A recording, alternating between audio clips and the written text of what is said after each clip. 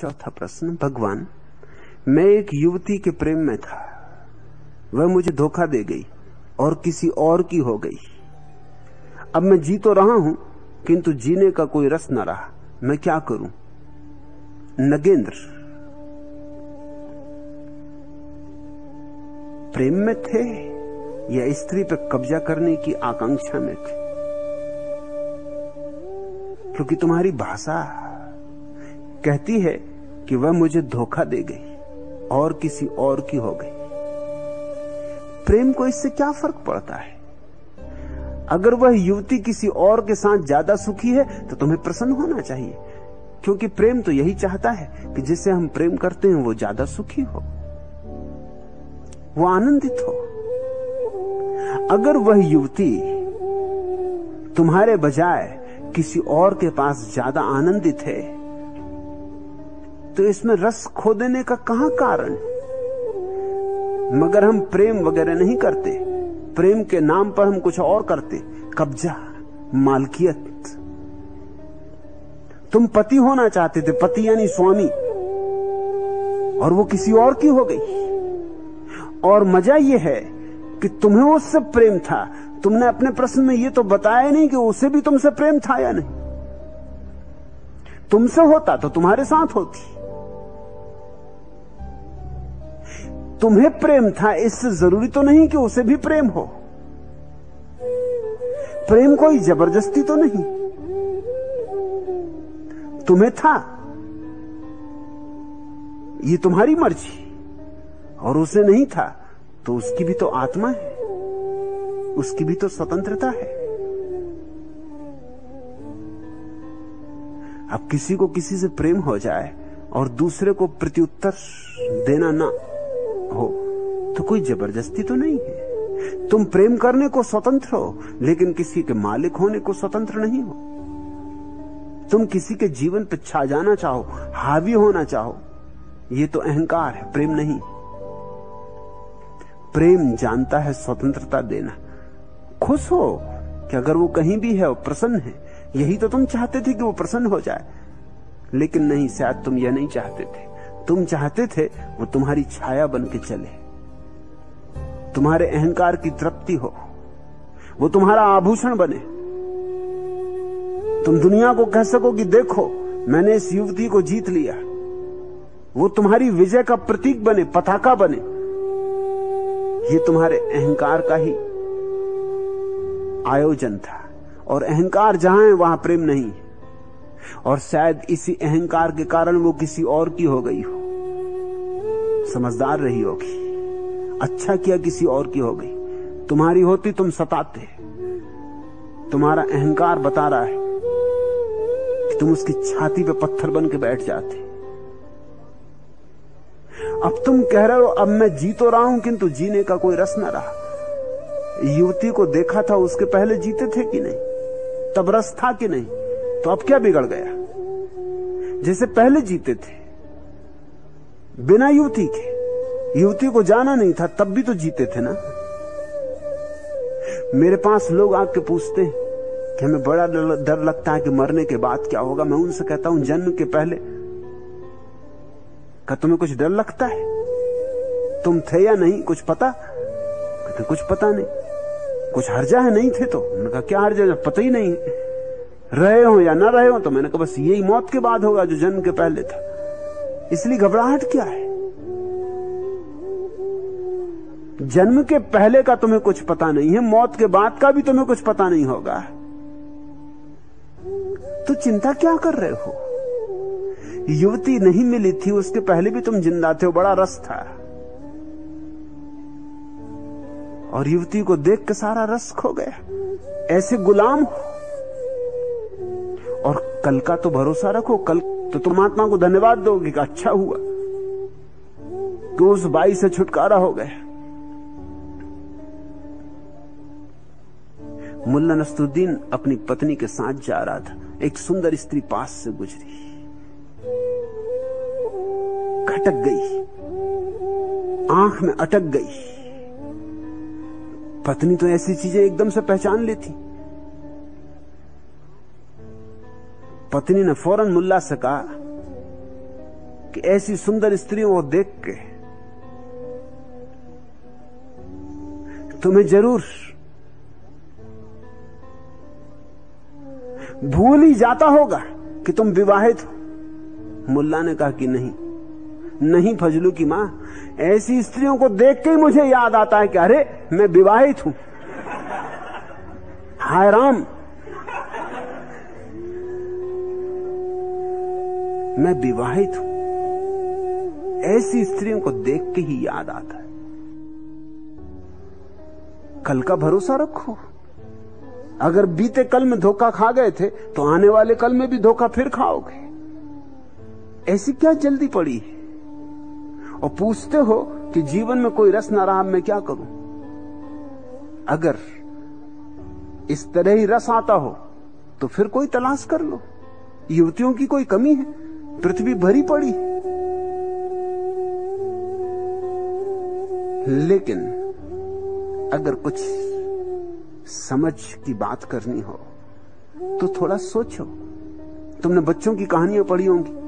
बच्चों की कहानियों में यूं कहानियां आती कि कोई राजा है, उसके प्राण उसने तोते में रख दिए, इसलिए उसको कोई मार नहीं सकता। जब तक तोते को ना मारे राजा को नहीं मार सकता। राजा को कितनी मारो मरते ही नहीं। उसने प्राण अपने तोते में छिपा रखे। जब तोते को पकड़ के मार डालोगे तो राजा मर जाएगा। ये कहानियां बड़ी ठीक है। अब ये तो यूं हुआ कि तुमने अपने प्राण उस लड़की में रख दिए, इतने जल्दी गिरवी रख दी।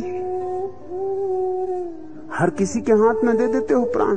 जीवन का रस ही चला गया। ज्यादा कुछ रहा नहीं होगा रस। भ्रांति में हो कि तुम रस था, ऐसे कहीं रस जाता है। रस को तुम जानते नहीं कि रस क्या है।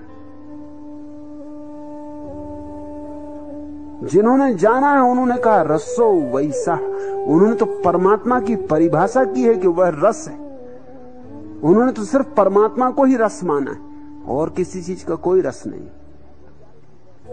मिल जाती स्त्री तो भी रस खो जाता, और स्त्री गले से बन जाती सो अलग, फिर उससे छूटना मुश्किल हो जाता। जरा तुम उससे भी तो पूछो जिसके गले बंध गई, उसकी क्या हालत है। उसका भी तो बेचारे का दुख दर्द जानो। उसका दुख दर्द जान के तुमको बड़ी सांत्वना मिलेगी, बड़ा आश्वासन मिलेगा। एक पागल खाने में एक राजनेता देखने गया था पागल खाने को। एक आदमी अपने बाल नोच रहा था, छाती पीट रहा था और हाथ में एक तस्वीर लिया था। आंखों से आंसू बह रहे थे झरझर। छाती से लगाता था तस्वीर को, सींचों में बंद था। पूछा उसने सुपरिंटेंडेंट को, इस आदमी को क्या हो गया, क्या कर रहा है? तस्वीर किसकी? उसने कहा ये तस्वीर एक स्त्री की, जिसको ये पाना चाहता था और नहीं पा सका। जब से नहीं पाया पागल हो गया। रहा होगा नगेंद्र जैसा, नोचता है, रोता है, छाती से फोटो लगाता है, चीख पुकार मचाता है। इसको पागल खाने में रखना पड़ा है। इसके घर के लोग परेशान हो गए। इसने सबका चैन हराम कर दिया है। राजनेता ने कहा बेचारा। आगे बढ़े। दूसरे कटघरे में एक आदमी सींचों को पकड़ पकड़ के हिला रहा था, सींचों से सिर मार रहा था, लहू लुहान हो रहा था उसका सिर।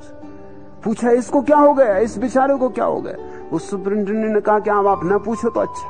इसने उस लड़की से शादी कर ली जिस लड़की की याद में पहला मरा जा रहा है। जब से इसने शादी की तब से इसकी ये हालत हो गई।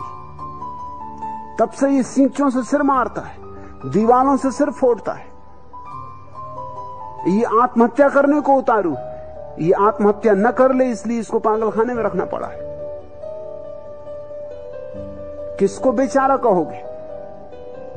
वो जिसको नहीं मिली स्त्री वह, या जिसको मिल गई वह? किसके जीवन में रस है?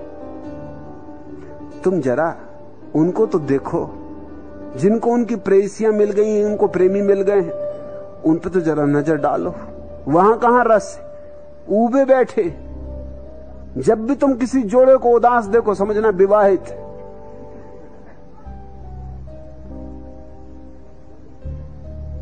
जब भी तुम किसी स्त्री पुरुष को लड़ते देखो समझो विवाहित। एक दूसरे की गर्दन को दबाते देखो समझो कि विवाहित।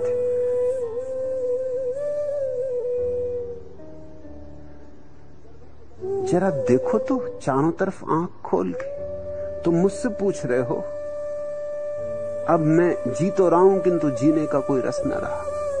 इतने जल्दी गंवा दोगे जीवन का रस? जीवन कुछ और बड़े काम के लिए, जीवन कुछ और विराट आकाश को पाने के लिए। अभी और भी मंजिलें, अभी और भी आसमान।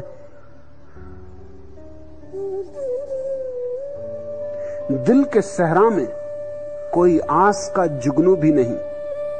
इतना रोया हूं कि अब आंख में आंसू भी नहीं। कांसाए दर्द लिए फिरती है गुलशन की हवा, मेरे दामन में तेरे प्यार की खुशबू भी नहीं। छिन गया मेरी निगाहों से भी एहसास जमाल, तेरी तस्वीर में पहला सा वो जादू भी नहीं। मौज दर मौज तेरे गम की सफक खिलती है, मुझे इस सिलसिलाए रंग पे काबू भी नहीं।